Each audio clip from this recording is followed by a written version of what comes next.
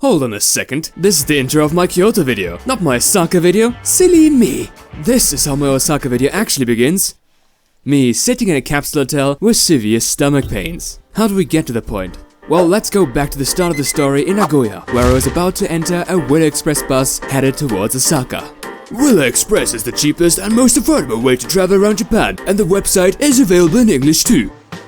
Okay, but that's enough free advertisement for the bus company, whose seats are way too small. Holy moly.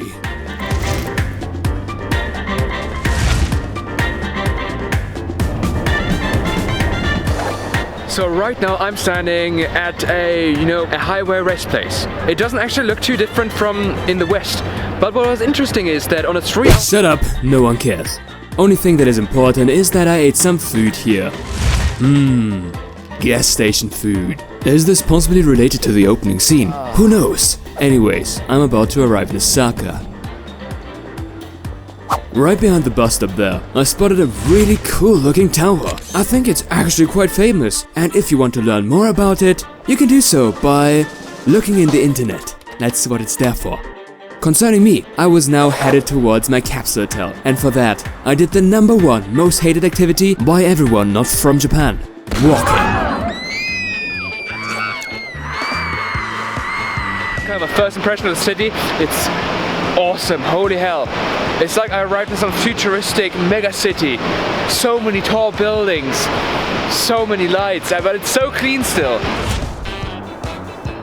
My capsule hotel was around 45 minutes on foot away from Osaka Station, allowing me a great look at this city with a remarkable resemblance to New York. The hotel ended up being very close to the renowned district of Osaka, Dotonbori. This is one of the huge advantages of capsule hotels, by the way, in that they're usually quite close to the important places of the cities. So do you know what you're doing when you've booked a capsule hotel? You're winning. That's what you're doing. So right now I'm just about to hit Dotonbori and see what, well, that place has to offer me. It's gonna be so much fun, guys. I'm gonna meet so many people. Right now I am hungry. Damn, yeah, I wanna go and get something.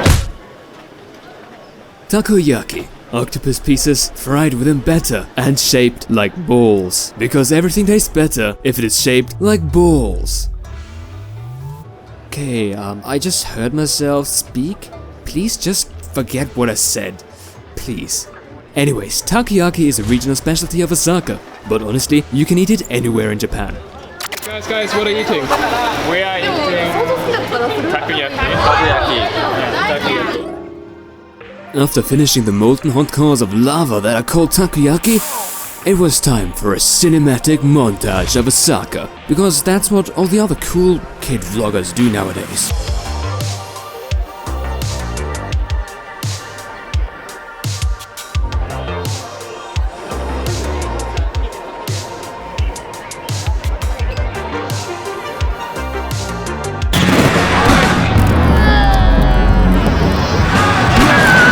For some unexplicable reason, I'm really desperate for some candy floss right now. Well, I guess I need to go and find it. Maison de Coffee, not candy floss. Beard Papa, awesome name, but no candy floss. The Hub, a British pub chain that is literally everywhere in Japan, but it is not candy floss.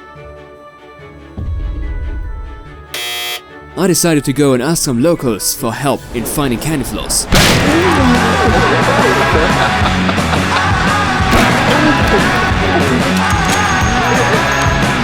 Unfortunately, the locals weren't able to help me. I think they were just tired. Must have been. Japan Sweets Champion. Honestly, I don't think you can really call yourself Sweets Champion if you don't even have candy floss.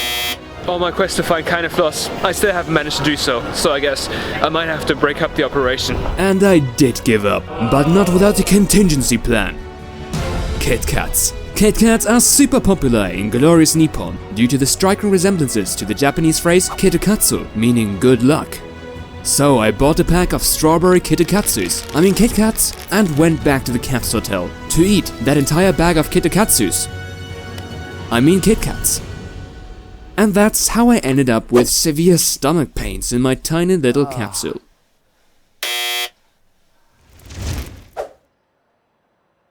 Well, the mystery of my stomachache has been cleared up now. I'm still in Osaka for another 2 days. And I haven't told you the reason for going to Osaka in the first place. Basically, what happened is, a friend of mine, let's call him Mark, told me that the city is amazing. When I asked him, why is Osaka so amazing? He answered, because it is. Well, if that doesn't sound like a convincing argument, I don't know what does. Thus, here I am in Osaka on my next quest, to figure out what is so great about this city.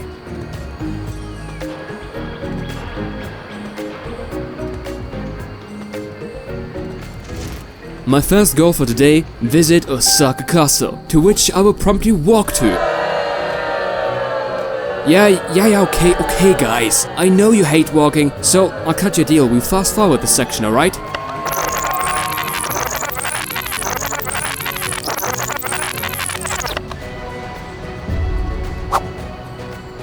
Japanese castles are usually protected by multiple trenches, sometimes even filled with water. Alas, a walk to a castle will usually be a walk through a well-maintained park as well.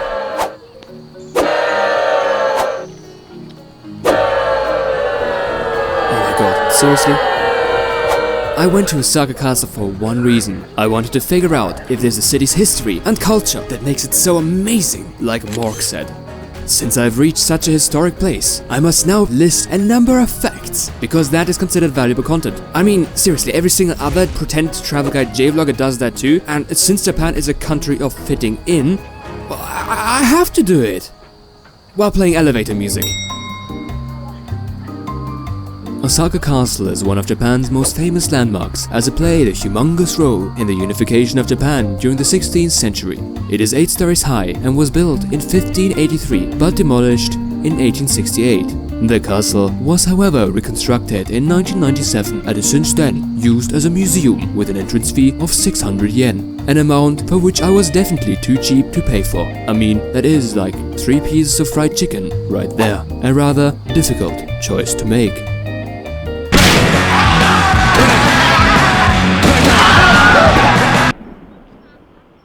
After a friendly chat with the locals, I concluded that it cannot just be the culture of Osaka that made it amazing. It must be something else too, which is why I headed back to Dotonbori to eat one of Osaka's most famous dishes, Okonomiyaki. My order went something like this. Sir, it says you ordered the cheese okonomiyaki with extra cheese. Yeah, that's right. Are you really sure? Yeah, that's exactly what I ordered. Alright then. The customer always knows best.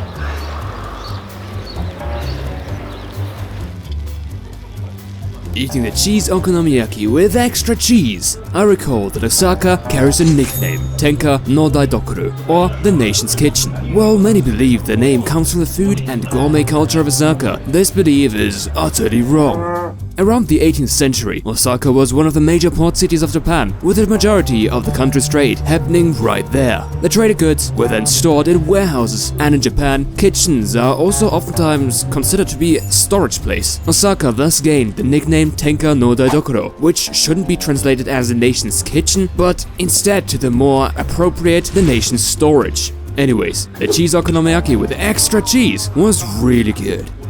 Oh yeah, definitely gonna want to eat that again. I returned to the capsule hotel to do, absolutely nothing.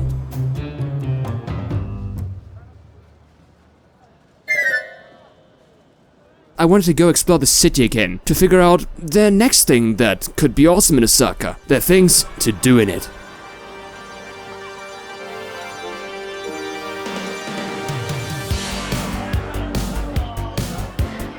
Just a vending machine.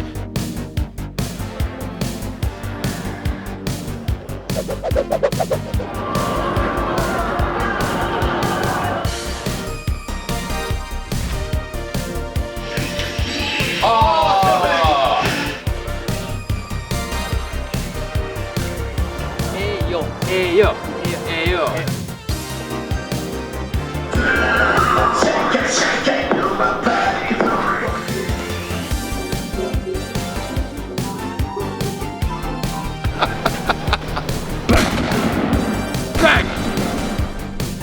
I'm really suck at intros, so here's the title.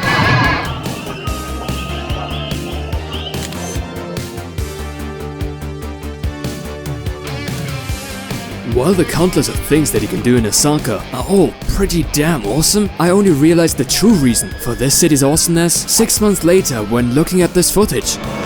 Nice.